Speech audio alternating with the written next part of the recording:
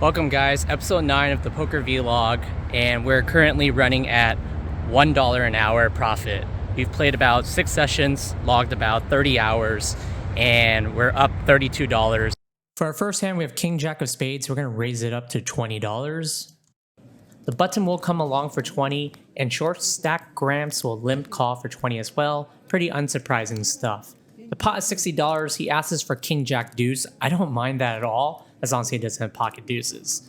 The flop is King King 7 Rainbow. He checks, I check back, and button will check through. If you're wondering why I'm checking, I think there's no straight draw, no flush draw. This hand plays well for deception some amount of the time, and we have spades covered, so feels pretty good.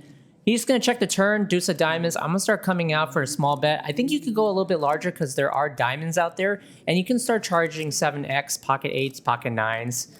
Anyways, the river is a 4 of hearts, $90 out there. He checks, and like those hands I mentioned, pocket 7x, pocket 8s, pocket 9s, let's charge. He folds and shows me ace queen high. To the next hand, under a gun, limps for $5. It's the Asian guy with the white phone. It folds around to me, and I'm going to do a little bit too big of a squeeze, I think. I think 35 is a little bit too big. I think preferably 25 to 30 is all good in the hood because he's under a gun, and he is short stack about 400, and he limp squeezes half his stack to 200. Snap fold. That's what happens when you raise under a gun. On to the next hand, I have pocket aces. This is like literally the next hand, I think, or maybe 2 hands later. I don't know. Actually, it is the very next hand, as you can tell by the orbit depths. Anyways, I raised to $25 with red aces, hoping for some action, and I get all the action. Grandpa jams $270. He asks, do I have a pair or ace king? I said, I have a pair, and he says, I have a pair too. He actually has pocket 7s, and the board is queen 8-6 rainbow, pretty safe at this point. The queen did make me feel a little bit grimy, but I think that he's like never has queen. I only found out he had pocket 7s until later. He didn't tell me initially. And the board runs clean, and aces take it, and we're off to an early start. Very nice. Maybe 101. To the very next hand, we have Jack 9 of diamonds, and we're feeling it. We're up $300 so far in the session, and we're only an hour in. We're gonna raise it up to $15. We're gonna get called. We're gonna get another call, and we're gonna get a third caller. So 4 ways to flop, $60 out there, and we flop huge, straight flush draw. Let's go. It's gonna go 3 checks to me, and I'm gonna start building the pot now. Half pot seems pretty good. I'm never really having big sizings here. Like, I don't really have any of those, so I'm just going to be consistent.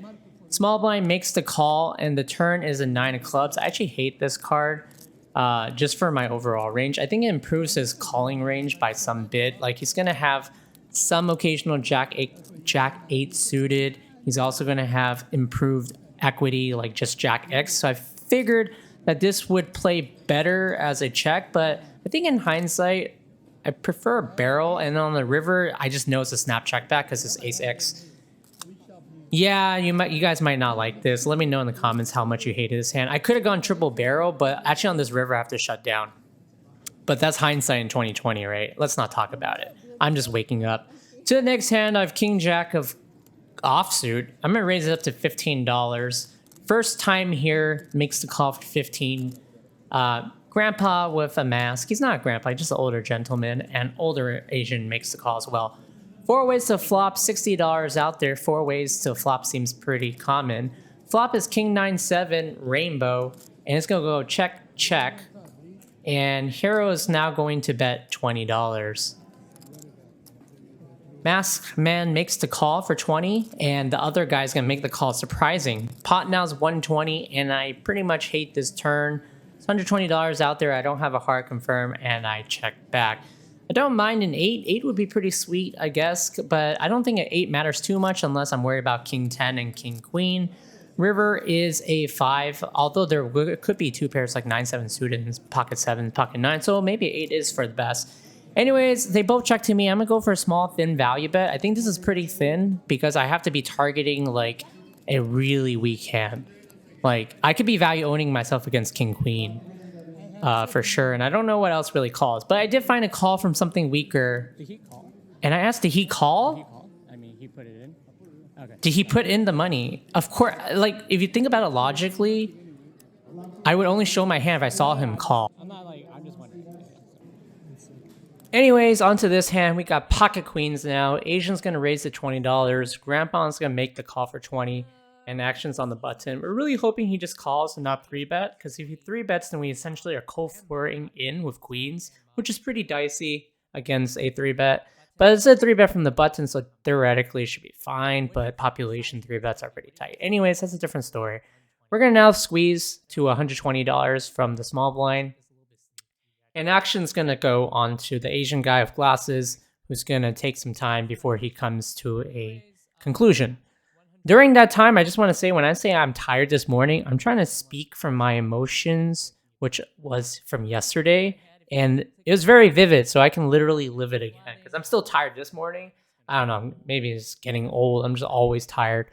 Anyways, back to the hand. Asian calls the 120 and everyone else folds. We're going to go to the flop, $280 out there. And we're heads up, confirmed. I do have black queens, and let's get a pretty safe board. You know, maybe low, keep it low, or maybe just put a nail queen. That'd be pretty ideal. But ace in the window is not it. Ace 9 deuce, 2 hearts. What do you guys think? You guys check, or you guys bet small? You guys bet big? What do you guys like to do? Personally, in my opinion, I think I like to do a full range bet here, small. It just makes our life easier because if you check, opponent can start stabbing, and you can't just like call one.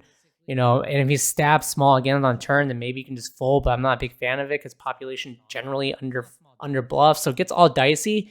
And my range is pretty protected here. I'm going to have a lot of ace 5, ace 4, specifically ace 5 suited. I'm going to have a lot of ace king, a lot of ace queen. Occasionally I have some ace jacks as well and ace 10, depending on how loosey-goosey. So I won't get punished too often.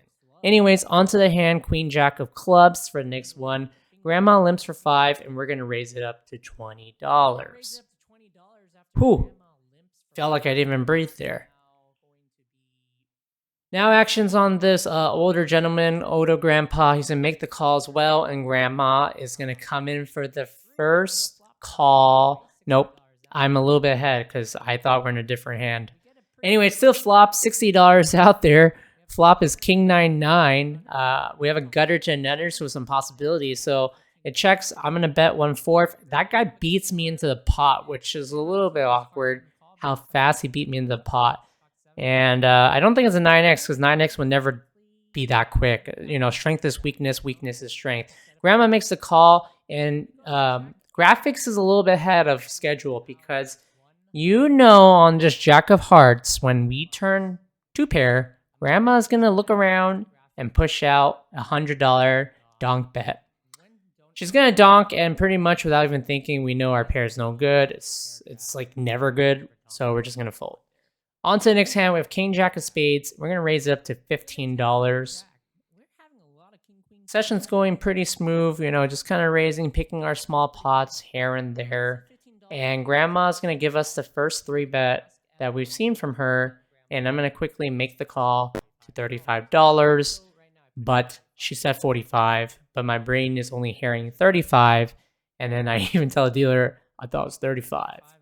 And then they're like, no, it's 45. And then Grandma's like, it's only $10 more, just no big difference. And I'm like, yeah, that's true. No big difference. I'm going to make the call. Of course, I'm going to make the call. I have king jack suited, and I have position on Grandma, so let's go. Flop is queen 6-4 rainbow, $135 out there. Grandma makes the check. I check back. Yep, and that guy checks back behind us. He's staring at Grandma before checking back, which I found it a little bit interesting. I didn't notice that at the time, but you know, due to the recording, we do. Ace of diamonds on the turn. We have a gutter to the netter. I like that. If she bet a little bit smaller, I could make the call, but she bet 100. She has like 500 behind, so certainly priced that, and we have a player behind us, so can't make the call. On to bomb pot. Entire table puts in $20. We're forced to put in 20 as well. I believe there's 7 of us, and we got ace king offsuit. And someone donk blind bets $5, which is essentially a check.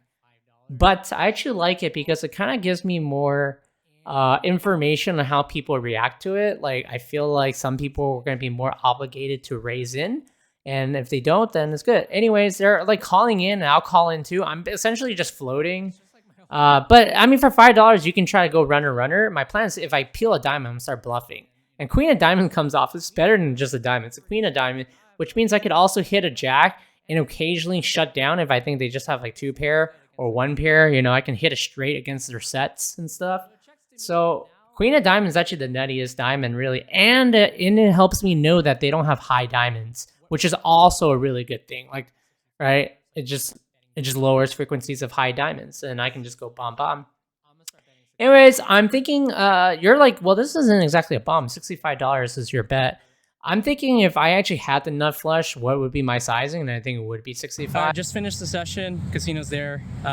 We played for about 4 hours, and we're up about $462. So hourly is now saved. I think we're making about $10 an hour. Catch you guys next week. Be sure to subscribe.